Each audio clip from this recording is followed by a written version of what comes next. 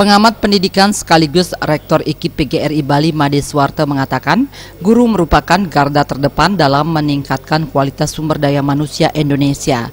Meski demikian, pada kenyataannya di lapangan, jumlah tenaga guru berstatus pegawai negeri sipil di Bali hingga kini masih kurang. Kurangnya tenaga guru ini belum terjawab maksimal karena setiap pengangkatan tenaga guru belum mampu memenuhi semua kebutuhan guru di daerah. Selama ini kekurangan guru diantisipasi dengan menggunakan guru honorer. Kurangnya tenaga guru tampaknya berbanding terbalik dengan tuntutan yang diberikan kepada guru.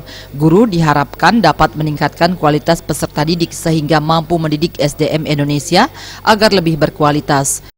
Pemerintah tidak boleh tunarungu tuli bisu. Kenapa? Guru itu sudah fakta-fakta di lapangan kurang. Bukan 1-2 guru, banyak sekali. Ini kan gejalanya nasional. Jangan berbicara di daerah, nasional. Di Bali juga banyak kekurangan guru. Pemerintah di sini harus konsisten. Pemerintah harus dong. Jangan membiarkan situasi seperti ini, kekurangan guru dibiarkan seperti itu. Di sisi lain pemerintah menuntut peningkatan kualitas pada guru. Bagaimana bisa bekerja guru rangkap seperti itu? Nah ini fakta, bukan saya sampaikan wacana, saya fakta lapangan.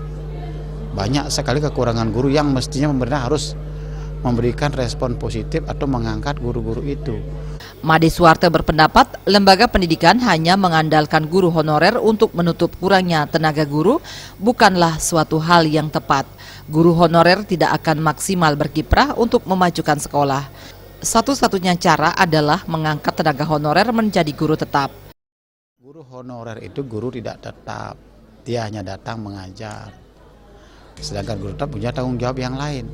Bukan saja dia mengajar, dia juga melakukan aktivitas-aktivitas yang lain terkait dengan proses belajar mengajar itu. Kenapa? Karena di situ adalah rumah keduanya.